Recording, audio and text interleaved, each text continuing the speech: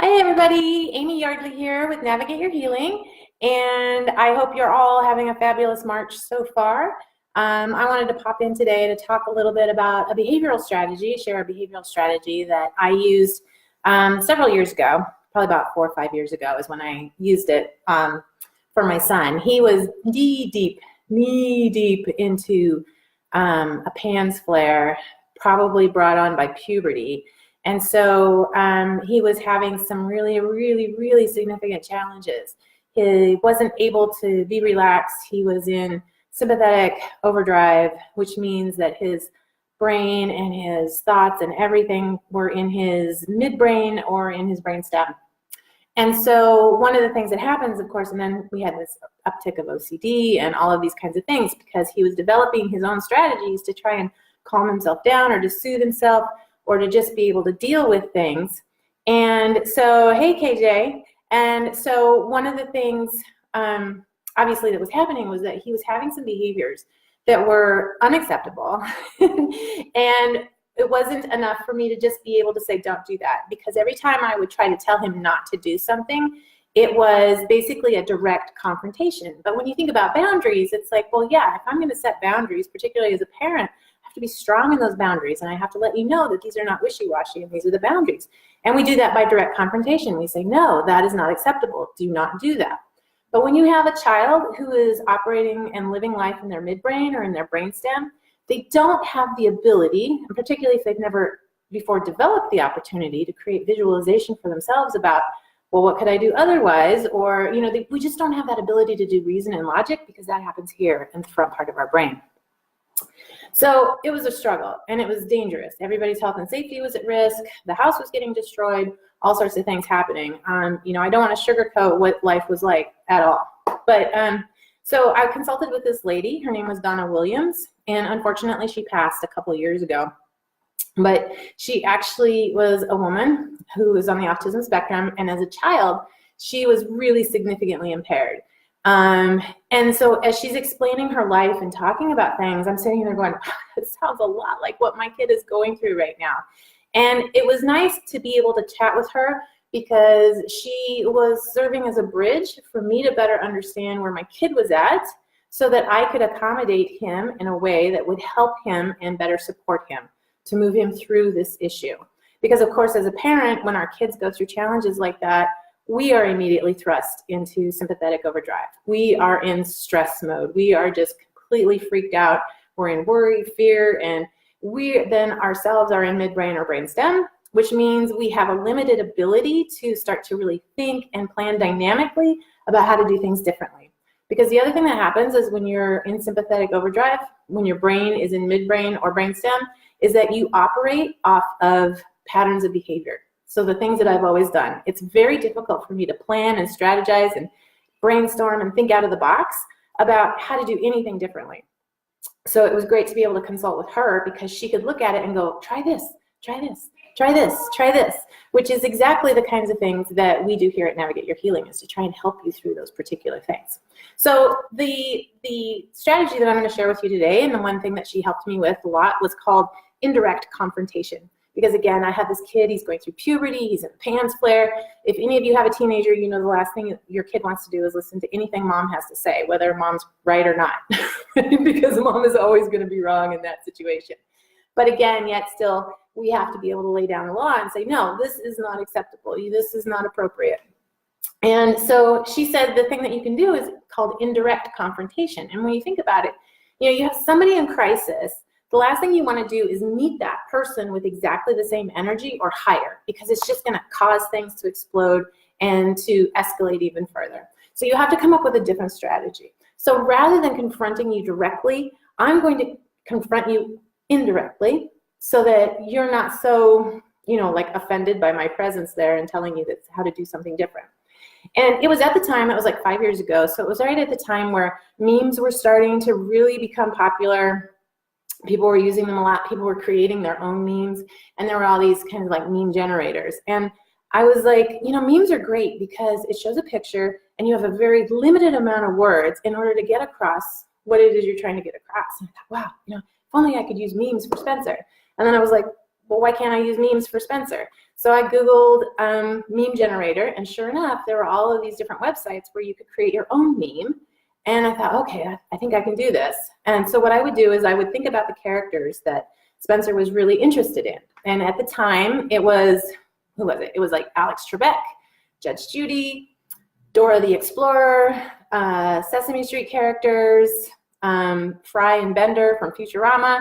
You know, it was like this whole cast of characters that he had connected with through either DVDs or books or movies and all of that kind of stuff. So the first thing I did was like, okay, who is he going to listen to? Because he's not listening to me, but who are the characters in his life that he's interested in, that he's going to be able to like, wait a minute, what is this?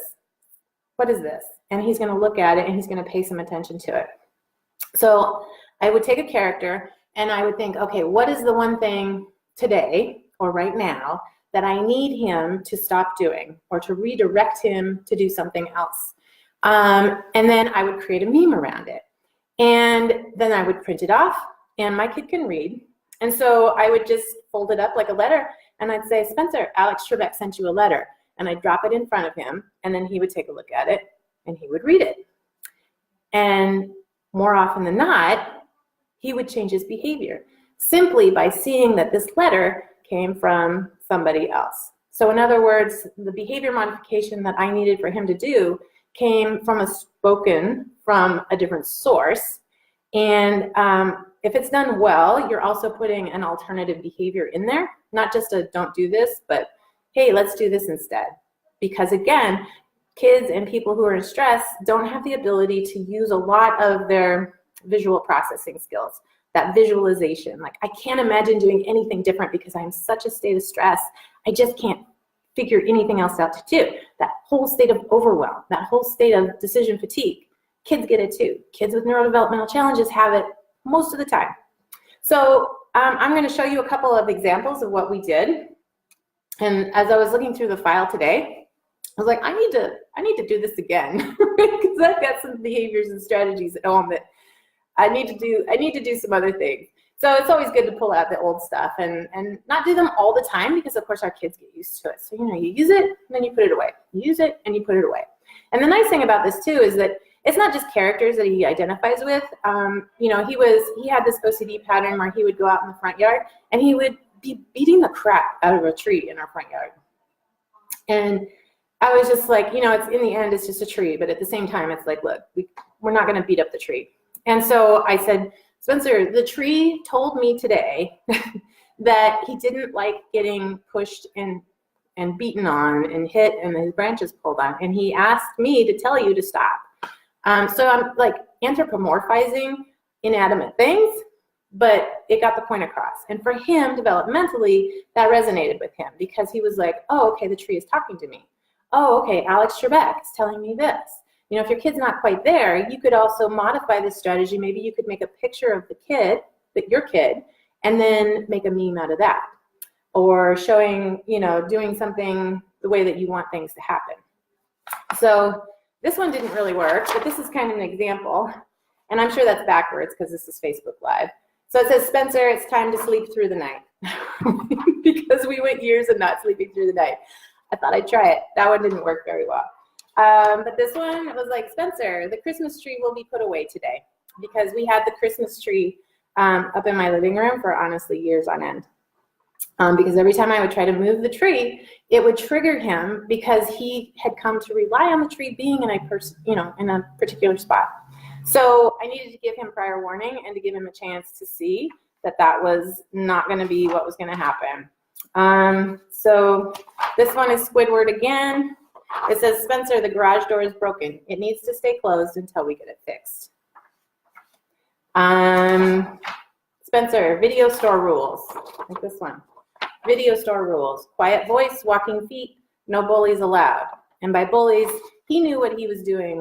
When I called it a bully and I labeled certain behavior as a bully, that was where he was trying to tell everybody that they couldn't talk or they couldn't stand in certain places, all of that kind of stuff. So he understood what that meant. Here's one with Alex Trebek.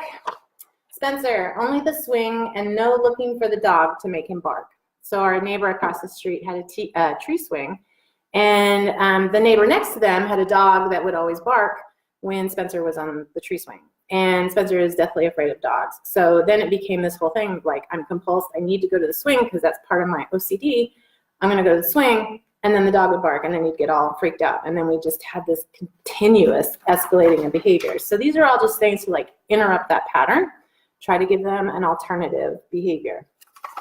Oh, this was a good one. Spencer, today is the day to take a bath, right? And again, that's Dora telling you. I'm sorry, I don't have anything to do with it. Dora says it's time to take a bath, not me. I'll help you, but Dora's the one that said you had to take a bath. Spencer, here's today's schedule, right? We're gonna mail a letter. We're gonna go get a coffee for mom. We're gonna wash Spencer's body. It's another bath day. And then you're gonna have the iPad at 3 o'clock, right? So that it can create a visualization for him for something else to do. Spencer, only the store employees can put the videos back. Spencer, you can still swing if the dog barks at you. He's not gonna hurt you. Spencer, it's not okay to be loud in the front yard or in the street, right? And so you're kind of hopefully getting a little sense there about what life was like and how challenging it was. Spencer, other people are allowed to look here. So I took this one to the store with us because at the time he was very OCD about the Dr. Seuss books, and we had to touch certain Dr. Seuss books and in certain orders, and then we had to look at certain pages in certain books. And then when other people would come to that section and touch a book, you can only imagine what had happened, right? And then we're stuck in the back of the store, and I got this kid that's melting down. So this helped a lot because I did this before we went to the trip, and I took it with me.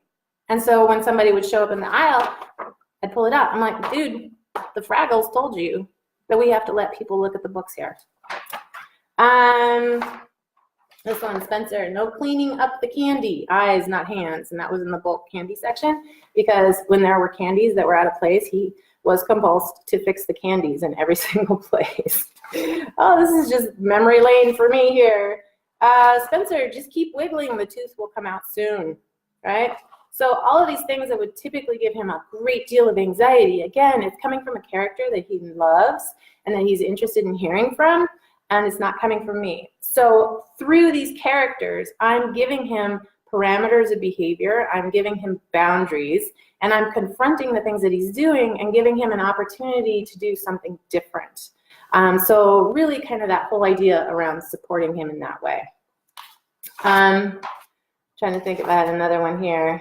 Oh, this was a good one too.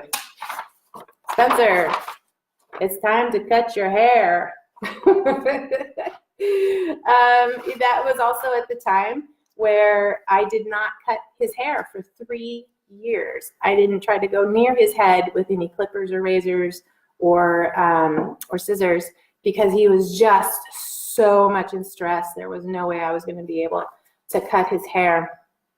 And then this one is Elmo. It says, Spencer, here are the rules for Shopco, right? So if we're going to go to Shopco, this is what you have to do. And again, it was Elmo telling him the rules, not mom.